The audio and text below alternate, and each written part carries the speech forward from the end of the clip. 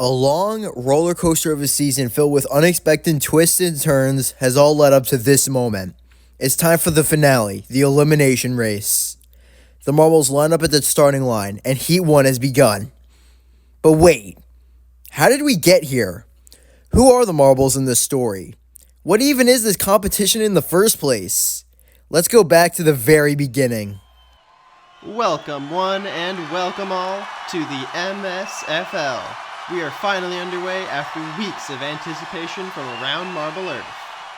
The Marble Sports Franchise League, or the Marble Simulation Franchise League, as known to the humans playing and spectating it, is a one-of-a-kind sports management game hosted by Hades, or the Marblecast, on the chat platform Discord. Every marble in the league has 10 different stats, sometimes a trait that affects them in a positive or negative way, an age, and an overall rating.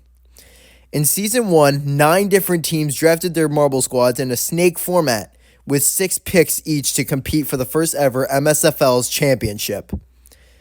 Managers are given access to the schedule of 12 events before the season, and the stats marbles used to compete in each event.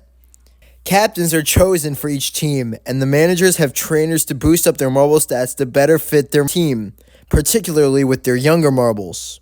As for the draft itself, the first 4 marbles off the board are defiant to the Moonwalkers, Ironclad to the Physics Fanatics, Ant to Infestation, and Core to the Night Raid. But this brings us to 2 of the main characters in this story. With the 5th pick in the MSFL commencement draft, Team Fire selects Alpha from the KRMC. While a great pick, this pick did leave one key marble still on the board for the 6th overall selection. With the 6th pick in the MSFL commencement draft, the Super Wisps select Icon from Herbotamia. But these 2 were far from the only talented marbles in this class. Blink, a very highly touted prospect from the Retinas, falls to Starry Sky with the 7th pick. Starry Sky also snagged Voxel early in the 2nd round, who would assume a substantial role as team captain. Other great late snags include Flow to the Moonwalkers of the 18th pick, and arguably the steal of the draft, Zix to the Physics Fanatics at 20. FOMO fell down to the Night Raid at 22, Hawk went to Team Fire at 33, Jinx was taken by a Physics Fanatics at 38, and Gaia went to Infestation at pick 39. The conclusion of the draft meant that it was time for the inaugural season of the MSFL. The season began with rafting, our first look at the 9 teams in action.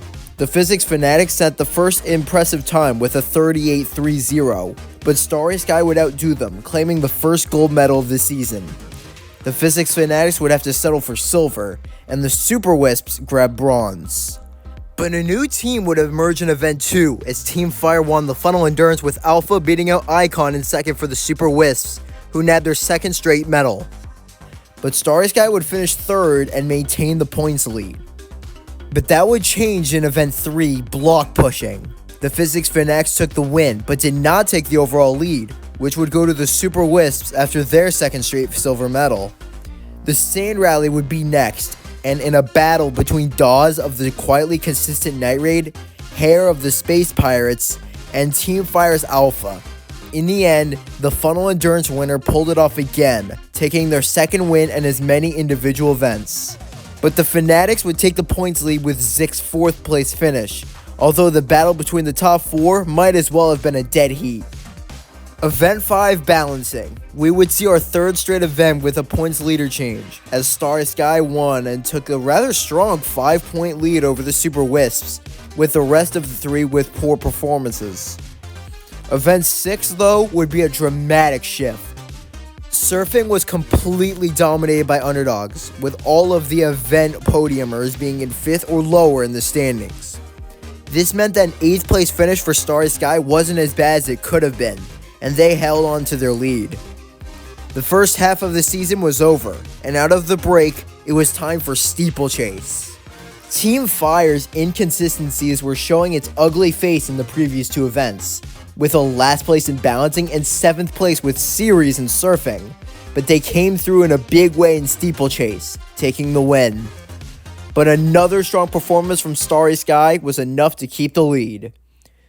The gap between Starry Sky and 4th place Super Wisps was just 4 points. Event 8, Triathlon.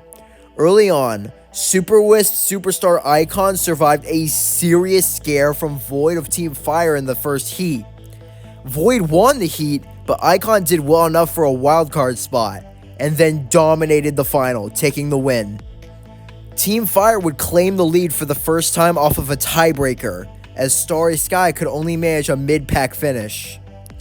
But both Team Fire's and the Super Wisp momentum would be halted to the next event, curling. A huge win for the Physics Fanatics netted them the points lead again, with a 2-point advantage over Team Fire and 3-point cushion over a tie for third. Heading into the home stretch of the season, next up was the 5-meter sprint.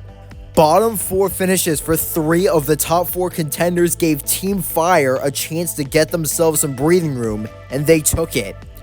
Hawk snagged a wildcard spot and took second in the event, giving Team Fire a 6-point lead over the Physics Fanatics.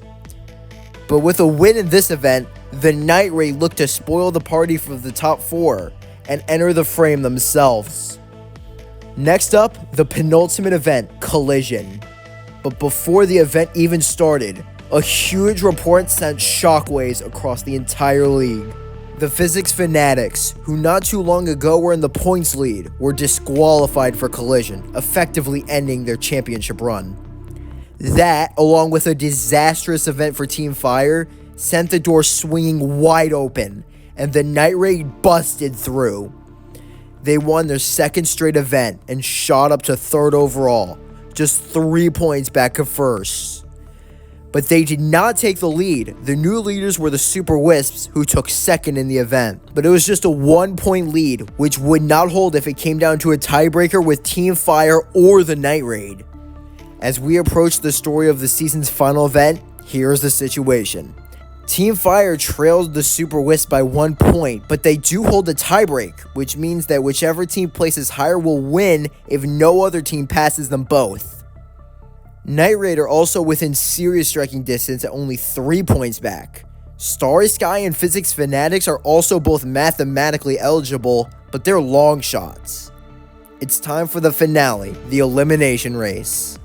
The top 2 overall both had obvious picks. The Super Wisp picked Icon, and Team Fire selected Alpha. Meanwhile, the Night Raid chose Dawes, who would be the David competing against Goliath, so to speak.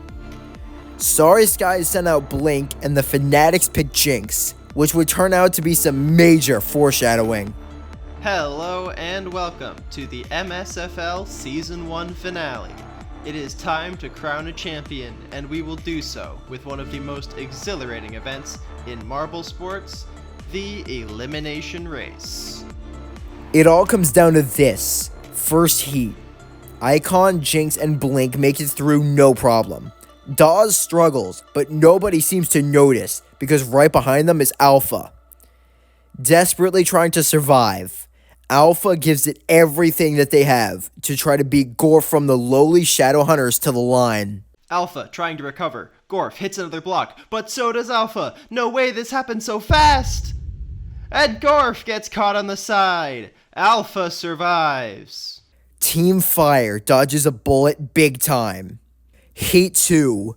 Blink and Icon again make it through without any drama.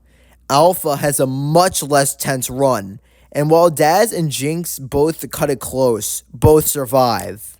And in Heat 3, the first domino falls.